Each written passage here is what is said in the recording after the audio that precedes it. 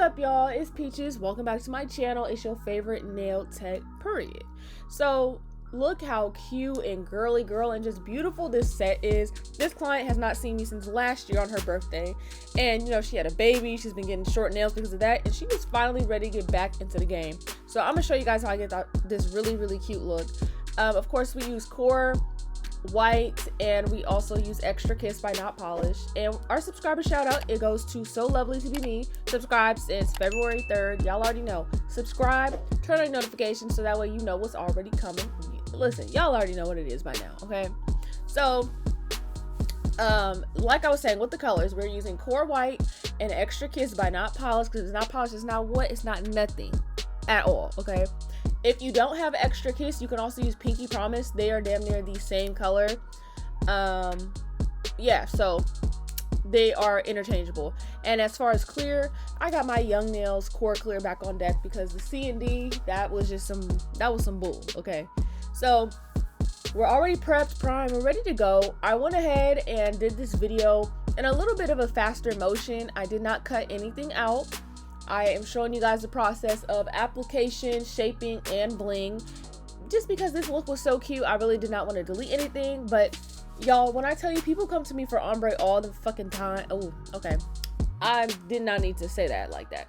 People come to me for ombre literally all the time, daily. And like, I understand I have so many ombre videos on my channel, but y'all know I produce a lot of content. Therefore, this is why this video is a little bit sped up, because you guys have seen me do ombres multiple times.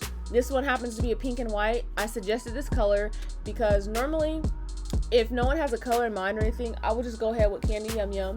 And if you don't have Candy Yum Yum, you can also use Mad Love by Not Polished. They are damn near interchangeable as well. And you know, I'll go ahead and do like, you know, the light baby pink type look. But this particular time, she was showing me some pictures. She let me know her budget, and I told her based on her budget, I want to say her budget was like $120 because she was also getting a foreign soak off, so her full budget was $140 type situation. So I told her, I said, look, the best way to get the bang for your buck would be do just a ombre set, and let's go on top with bling, okay? And so she was like, okay, let's go ahead. So that's what we went ahead and did. And for those wondering like, oh, that set was like $120 or this whole thing took up her budget, she was not originally booked for a soak off, so it ate into her budget. And for foreign soak offs, I charge $20 because a lot of times they take longer. Soaking off MMA is not fun at all, so it kind of ate into her nail budget. The bling, you guys will see how I go ahead and do the bling. Basically, we have 4 main nails, which those nails are $7 a piece for like partial bling like that, and then each individual crystals, those have their own total. And then she just gave me the whole $140 anyways, because you know, whatever wasn't a part of the budget, she just gave it to me as a tip. So that's how the price for this set is broken down, okay? So you guys already know what it is with ombre. I think I only showed one hand, to be honest with you, because it's both hands are exactly the same, so I only showed one hand of everything. So, you know, really quickly, if you're not familiar with how I do ombre on this channel, I'll do just a very quick explanation. I go ahead and put that tip color there. Generally, I always put the tip color far up like this, like past where the nail and the nail tip meet, because I feel like that's how you get the best blend. If you put it down, like the lower down you put it, like let's say this, the further away from the cuticle you put it, the harder it is to blend, because when the color is already underneath like that, all you have to worry about is, okay, how far do I want to blend down, versus you have to fill up all of the blank space with your blend color and then try and blend that down. Like, it's just, one day I'll show you guys what I mean by like how, maybe I'll do a video like how not to do ombre or something, so I can further go into that. But anyways, so we start by putting the tip color, and by the time you get to the thumb, the pinky will be dry, so that way we can continue working. We never want to do an ombre work wet with wet with wet with wet. That's never a good idea. So you can see this pink looks like it's very strong and pigmented, and it is, but as soon as you blend it down, it's like, I don't even know how to I don't even know how to explain it, but you guys can see what I'm talking about. Like, it blends so effortlessly. I do have a video on my channel on how I do pink and white ombre, if you guys do need like a more detailed video than this. But yeah, when you're doing like ombres where like the tip is white and the color is, or the blending color is like an actual color that's not nude, you really just have to choose wisely your colors and, you know, just mind your ratios, because you can see how effortlessly this blended and how I'm going back in to make sure that I figure out, okay, how blended do I want it to be. So with the pinky, I always just kind of figure out, like, that's why I take so much time to see like how far down do I want my blend to go, what do I want it to look like, and once I kind of get where I want to be, all the nails after that are way quicker. So, you know, just play around with the pinky so that way you can figure out how far down do you want the blend, how much white do you want, how much pink do you want, or, you know, whatever colors you're using. So that way the other nails, it's going to be way easier. So I felt like it was kind of a little bit far down for what I wanted, so I went ahead and added a white bead and blended it up, which is a trick if you did not know. And then I went ahead and took a little bit of clear to go ahead and cap where we blended. Now you guys already know, but just in case if you don't, when I'm doing ombres, I do the tip color thick enough so that way I don't have to spend my whole day capping for hella strength. Okay, so I build the apex with color, I build the tip up with color. So really all we're doing is adding a layer of clear, really just to make sure we don't file over our blend. Okay, so I tend to use bigger beads because this is, number one, this is a longer nail, and honestly, number two, it's just the way my brush is and everything just went so perfectly with this set. This was like a best case scenario set. I'm not even kidding at all. Like, everything just went smoothly. The only thing that didn't is that she showed up wanting a double XL set or longer, and she did not book a soak off, but she showed up with nails. So luckily, because she was a regular of mine, like I said, I haven't seen her since her last birthday last year, but she did have a baby, and, you know, things going on with that, it was just easier for her to get to a shop because she was doing such short nails versus trying to book an appointment. But she said, you know, we getting back into it and we ready. But I feel like I kind of got off track. I can't remember what I was talking about, you guys. I'm not even gonna lie, I'm tired as hell. I've been tired as hell for days and days and days. But, you know, you can see when it comes to doing color ombres over white, you got to make sure the blend is nice. You got to make sure the white stands out, but also that you have the little, like, it's like a more clouded blend in the middle. And I always suggest doing a bead of white kind of going back up. If you ever feel like your blend is like a little choppy, it will help. It might seem like it's a little bit daunting, like, oh dang, I kind of messed up, this blend is supposed to go into white seamlessly. Just add your bead of white and you'll be good to go. Now, I do use a white that is not exactly coke white. Would not suggest that for this type of look. You can, but if you're not experienced, I would suggest a softer white, because then you have a lot of room for error. Okay, so here we are again, adding our cuticle bead. And basically, when I add my cuticle bead, I like to just stick it in there, make sure everything is nice and tucked in, so that way when I go on top with another bead, like, I don't have to worry about nothing. Like, when I go for the apex and stuff like that, I'm not gonna have to worry about anything. Nothing's gonna not be tucked in. Everything's gonna be all to the good. Now you can see with this particular nail, it is kind of, you know, doing a lot. Like, blending wise, it's taking a little extra time, so I decided to just like take a break because I felt like things down there were just too wet. And you know what, I didn't have to say it like that, but I don't know how else to say it because that sounded nasty, and I promise I'm not nasty. Okay, anyways, I needed to dry a little bit, so what I did was focused on the cuticle area to let that spot dry, and then I went ahead in and with the peak, of course I used white to go over the peak. But I was very concerned about the blend in that particular area over there. You can see how that helps. I felt like the sides were not blended enough, and now I felt like that was blended too much down. So See how the pink, like some areas was just kind of like dragged down, some was not. And that's how you fix that. You kind of have to play with it back and forth so that way you can see, okay, what is the best result. Now look at how I cap my ombre. Look at how the clear is one thick layer. You see it's a little bit watery because I don't need it for hella strength. I only need it a little bit because the way I build I do.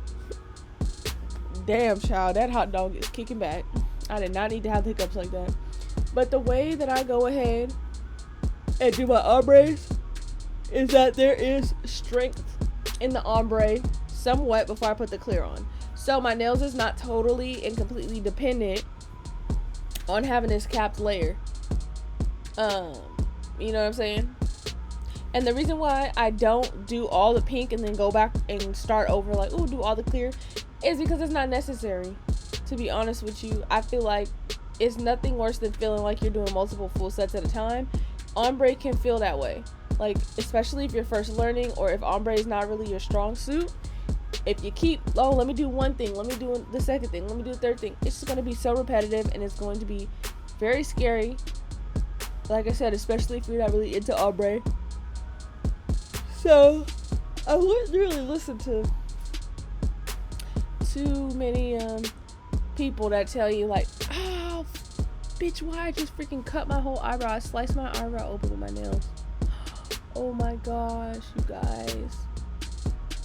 Oh my gosh. I don't think I'm bleeding. Am I bleeding? I don't think I am. That was crazy. Like the type of noise that just made as I slit myself open. Wow. Anyway. This is just something else, you guys. So, as I was saying,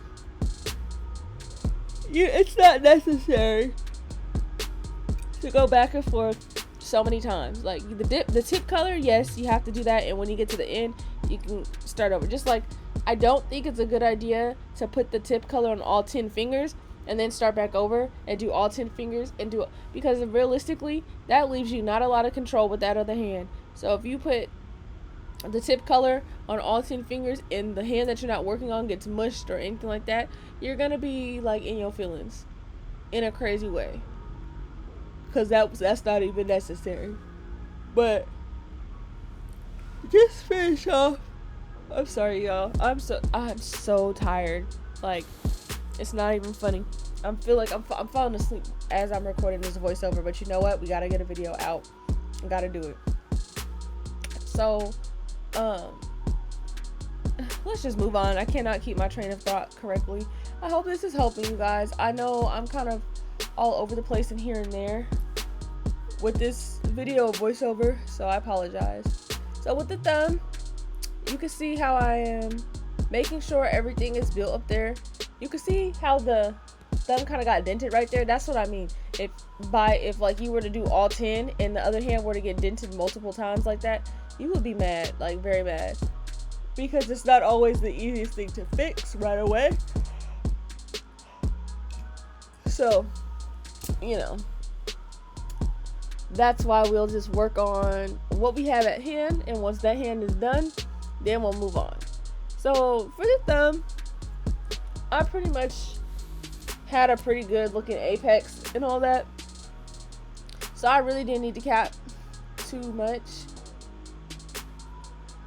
That's crazy. I watch myself do these videos and it don't even seem like this is me. Like, I really do nails.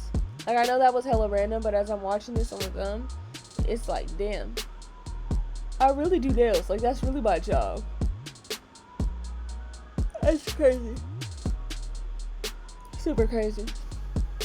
So we're about done with the application. I'm about to show you guys what it looks like when I took the video of application. It's about to hit any minute. There it is. It's about to hit. It's hitting. Beautiful, beautiful. Wonderful. Okay, so here we go. We're about to shape and file. So I already filed around the cuticle area, and now we're about to shape. You guys know I use 80/80 grit files that I get from the nail supply. These are not for the faint-hearted. If you don't know how to pull people's skin back and not cut them, I do not suggest these are the files for you. Because these type of files, I have heard on people on Skid Row. Oh, child. you could see I just fell asleep. Not me talk about Skid Row. What's that have to do with nails, bitch? Okay, these files will cut somebody if you're not careful at all, or if you're inexperienced. You guys can find my full shaping and filing routine on my channel. Already, I do have one for damn near every shape. But do you see how smooth the nails already were? I'm really doing this because obviously I have to. Well, I really don't. Like, how shaped it was before I even did this was great. Very great. But I'm so sorry, I'm tired. I want to be the bomb. Now, the crazy thing about this, these nails came out so pretty and just shaped and just crisp. It's like, damn, like, you didn't have to do me like that. You did not have to do me like that. So it's crazy how much shaping will do, even if your nails is already in, like, together. It just add that extra, like, spark. But yeah, my sanding band that I use is a medium grit zebra band. You can find those online. I went to my nail supply store and got them. People ask me about them a lot, saying, do I use a coarse sanding band? I do not want to see nobody using no coarse sanding bands on people's natural nails. Like, for prep, I wouldn't even do it to seal the cuticles, because I feel like it's not needed. You don't need to be using coarse tools just because, unless it's a file like this, because it do get the job done and it get it done quick. So this way I'm basically at an angle to where I am taking the nails, measuring them, and I'm going ahead and filing them, like, vertically. So I'm holding the nail up and taking the file and holding the file flush and just kind of going back and forth. And you guys know, after I file, I like to go back underneath to re-enhance my C-curve, because I do not like when tips are, like, super duper thick in that area. I feel like it just don't look right. And it just look bulky, and it's just not giving the look you want to go for. You know what I'm saying? Of course, I re-enhance any of the curve, like if anything's too thick, because realistically, I don't make my sidewalls hella thick with application, because as I shape, it's going to thicken up those sidewalls, which is why I went ahead and it re-enhanced the curve, because they were getting a little thick. Now, what you always want to do, you just saw me measure 2 fingers. You want to make sure things is right, okay? And we want to make sure everything is crisp. So that's what we're doing right here. We're gonna measure each, well, you may not see it, but what I am doing is measuring all the nails to make sure everything is in order, everything is shaped right. One hand matches the other hand. I take the index from one hand, match it up with the pointer, well, that's the same thing, match it up with the ring finger on the other hand. I like to be thorough, okay? The girls don't come to me paying deposits just for me to take their money and run with it. No, I'm very thorough. I like to make sure that things is alright, okay? So here goes the shape. Look, girl, will you stop playing? Look at the shape and look at this ombre. Can you tell the girls to stop playing with me? Stop playing with me. We're gonna do another video. Stop playing with me. Look how crisp that is. Look, these people, listen. I'm just trying to play my part until I get to where I need to be. But this ombre is so flawless, you guys. Every time I do ombre, I surprise myself. It's crazy. So look, she wanted a lot of bling. I gave her what was in her budget. Okay, I do use the Mia Secret glue. I am out of the glue resin, so I'm using the regular nail glue, and it is harder to use for bling and stuff. They will stick and they will stay, but the application of it is just not as nice to use. Okay, the resin, the gel resin, which is still nail glue, but it's just in the red bottle, it dries slower, and you would think like, oh, it'll move around more. No, it sticks easier. Now, this glue, this is my regular glue I use for nail tips. It dries quicker, and I think that's really what it is, because it does dry quicker. Sometimes when I do try and put the bling down, the glue is already dried, and I don't really like that. So I did order some of my Mia Secret nail glue and the glue resin, and I will be back in business really soon with it. So this design I kind of came up with in my head, I told her that I did have some pink opals. Now at first she was showing me pictures that did have like red jewels and nude ombres, but we decided on this type of ombre, and I was like, you know what, that'll be cute. It'll still be cute with red, but it'll be really cute with like pink opal.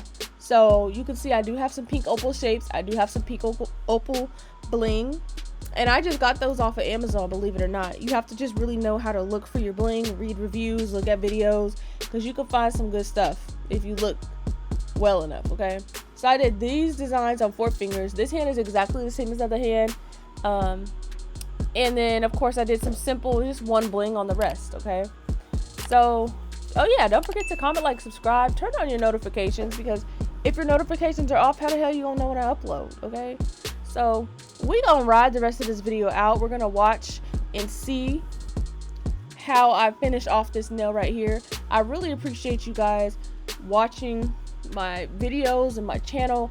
Y'all, I cannot even believe how close to 1,000 subscribers that we are. It's crazy, because literally in November, when I really started taking YouTube serious, I would have never thought we would have got here so quick. And I just want to say I appreciate you guys to the core. Y'all have not even 1 ounce of an idea of how much it means to me that y'all are showing so much love here on YouTube. Like, I honestly could shed tears over it, because I never thought I would get this much support so quickly. So this is why I will continue to keep bringing y'all content as much as possible, as frequently as possible. And here is the final look once again. Don't forget to follow me on Instagram at Nailsbyprettyface, and as usual, I'll see y'all in the next one.